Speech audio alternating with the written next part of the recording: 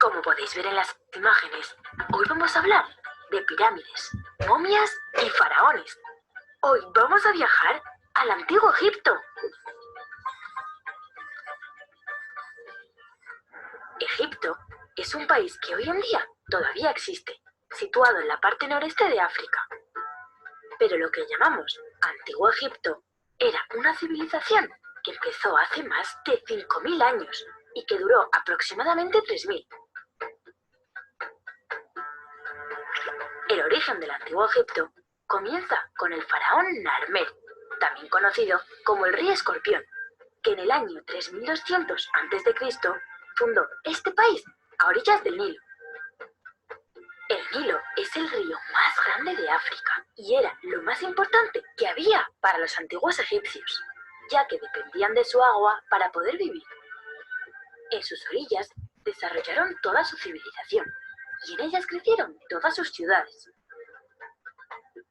El Nilo era tan importante porque Egipto es un país rodeado de desierto y solamente en sus orillas se podían cultivar alimentos. Pero no solo se utilizaba para la agricultura, el río también servía para pescar y cazar, y también lo utilizaban como una gran carretera por la que transportaban en sus barcas mercancías, alimentos o grandes bloques de piedra para sus construcciones.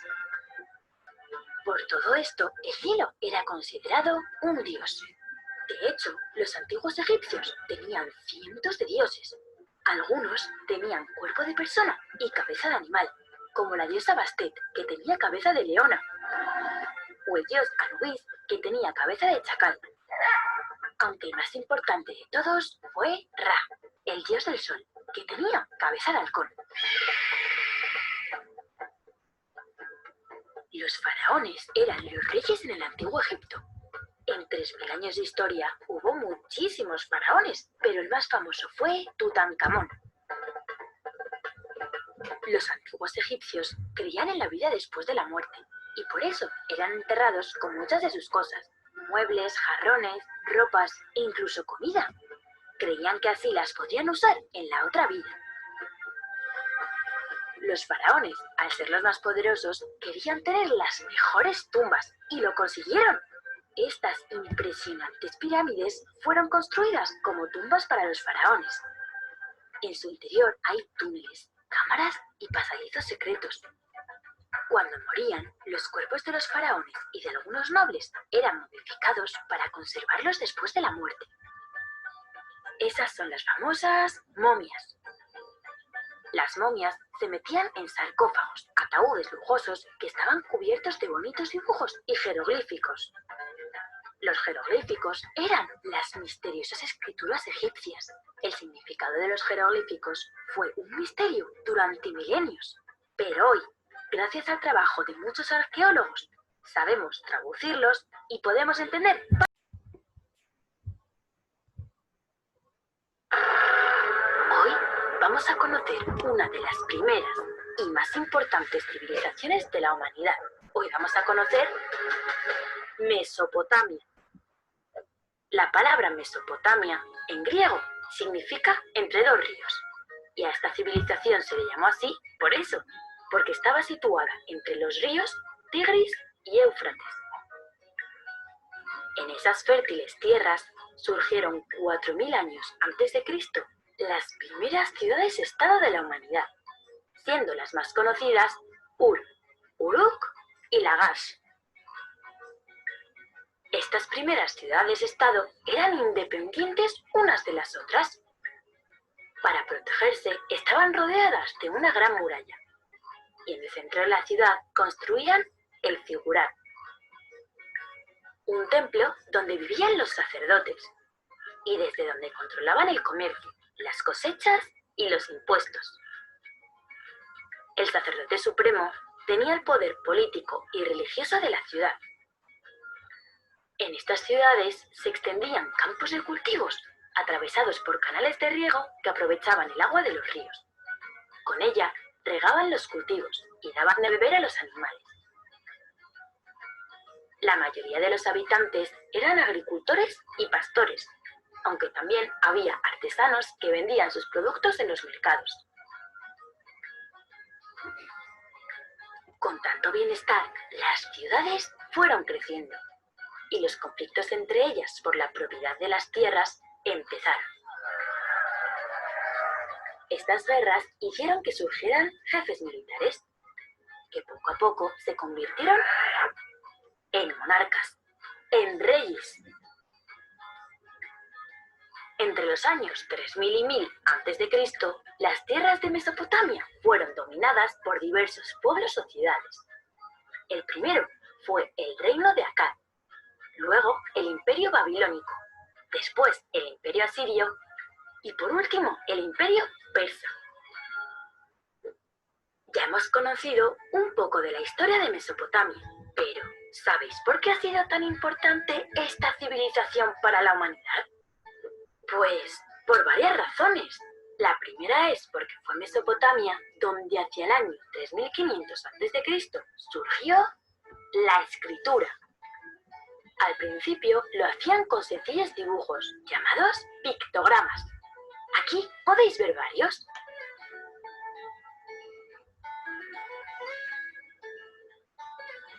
Con el paso del tiempo, esos dibujos se fueron simplificando y se fueron convirtiendo en signos, que es lo que conocemos como escritura cuneiforme.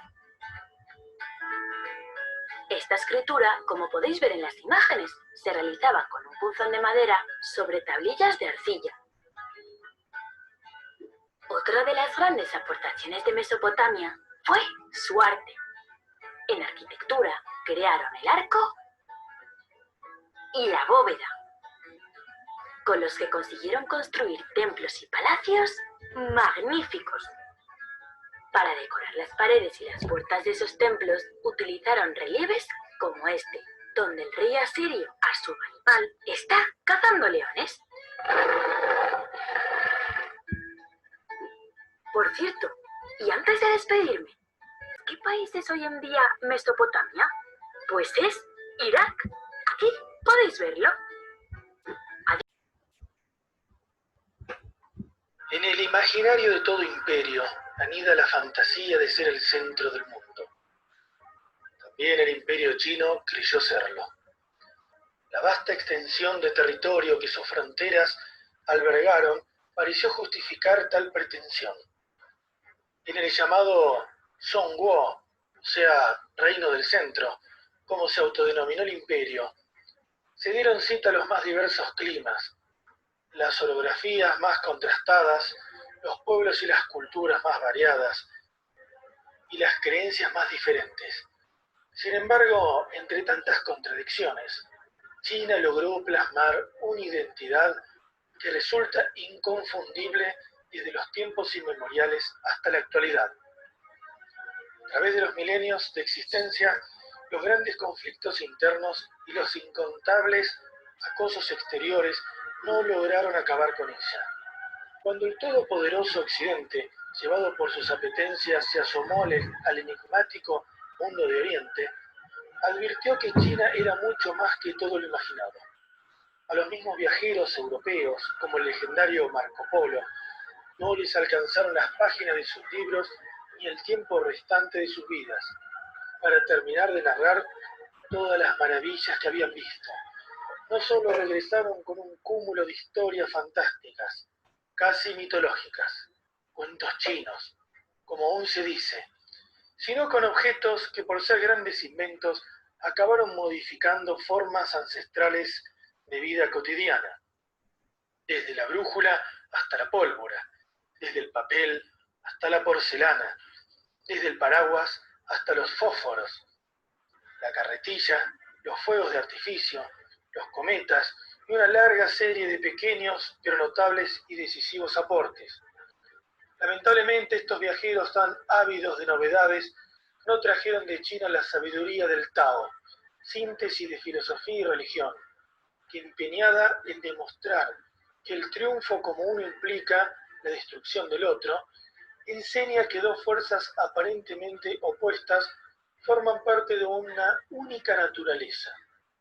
El sueño imperial de China se plasmó en el año 221 a.C., cuando el soberano de Qin logró unificar los demás reinos bajo una misma bandera. No por nada ese flamante emperador fue apodado Tianzi, que significa Hijo del Cielo. Era concebido como mediador entre las fuerzas divinas y el poder humano, hasta el extremo de interpretar la prosperidad y la abundancia como reflejos de su rectitud y entender las calamidades del hambre y de la guerra como fruto de su depravación. Es decir, él, la suprema encarnación del imperio, también era una naturaleza única y en su ser reunían el bien y el mal, la vida y la muerte. En el año 1911 el imperio se desmoronó, aunque aún invadida por los ejércitos que ya no empleaban la pólvora para los fuegos de artificio, China se mantuvo. Hoy el mundo entero se hace eco de sus pasos de gigante, pero es un andar que viene de muy lejos, una civilización milenaria que trasciende incluso la desmesura de su propia gran muralla.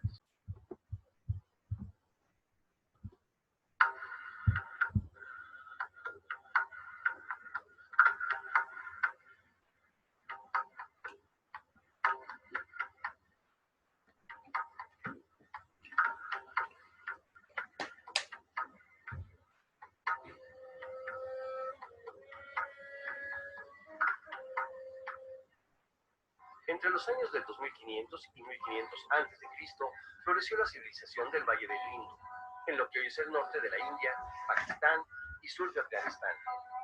Cerca del río Indo y sus afluentes se formaron dos núcleos urbanos, Harappa y Mohenjo-Daro, gobernados por reyes sacerdotes.